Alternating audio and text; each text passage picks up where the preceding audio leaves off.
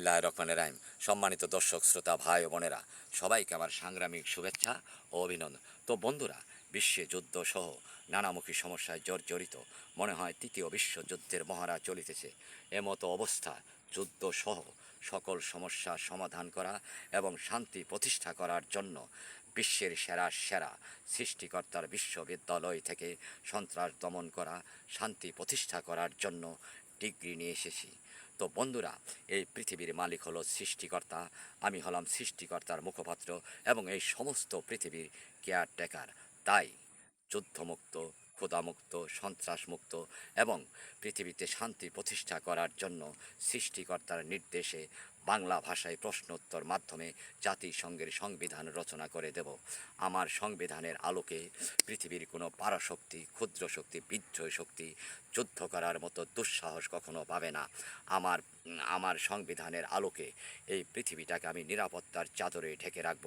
আমার সংবিধানের আলোকে পৃথিবীর পারমাণবিক অস্ত্র সহ ভারী ভারী অস্ত্র 100% অস্ত্রের ভিতরে 75% অস্ত্র নিষ্ক্রিয় করে ফেলতে হবে, আর 25% অস্ত্র জাতিসংঘের কোষাগারে জমা দিতে হবে।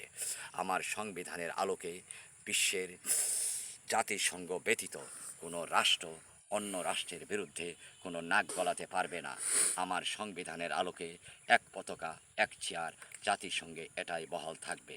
আমার সংবিধানের আলোকে আরও অনেক কিছু আছে।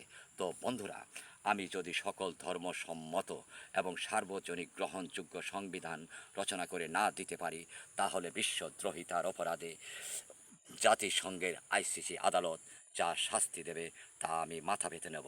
তো বন্ধুরা, মাননীয় মহাসচিব সহ বিশ্ব নেতা সহ সকল বিশ্ব নেতা সহ এবং বিশ্বের জ্ঞানী গুণী এবং 800 কোটি মানুষকে বলছি, বিশ্ব নেতা হতে হলে সৃষ্টিকর্তার ইতিহাস জানতে হবে। বিশ্ব নেতা হতে হলে বিশ্বমানের জ্ঞান থাকা দরকার।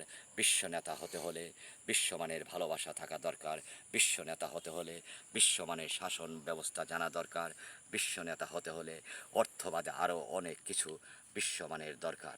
তো বন্ধুরা, আমি এখন ধর্ম বিষয়ে কিছু কথা বলবো। এই যে আমাদের প্রত্যেক ধর্মের শিক্ষাগুরু, ধর্মগুরু অনেকে আছে, যে কথা কখনো আপনারা তাদের কাছে শুনে নেই। আমি আজ বলবো, ধর্মনীতি এবং রাজনীতি এই দুটাই হলো অঙ্গাঙ্গিভাবে জড়িত। এই দুটাই হলো সামাজিকমূলক প্রতিষ্ঠান। এই এই কাজের পারিশ্রমিক সৃষ্টিকর্তা নিজেই দেয়। আর যারা দুর্বল ফ্যামিলি আছে তারা হাদিয়া স্বরূপ কিছু খেতে পারে, এর বাইরে কিছু না। তাই জেহাদ যার ভিতরে নাই তার কোনো ধর্ম নাই, জেহাদ যার ভিতরে নাই তার কোনো রাজনীতি নাই, জেহাদ যার ভিতরে নাই তার কোনো মনুষ্যত্ব বিবেক নাই, সন্ত্রাসীও সে নিকৃষ্ট। জেহাদ মোট কথা আমাদের আপনার আমার প্রশ্রয়ে সন্ত্রাসীরা প্রশ্রয় পা। তাই আমি এই প্ল্যাটফর্মে সৃষ্টিকর্তার নির্দেশ এসেছি। আমি ভোগ বিলাস করার জন্য আসিনি, আমি এসেছি ন্যায় এবং সত্য প্রতিষ্ঠা করার জন্য। তাই সকল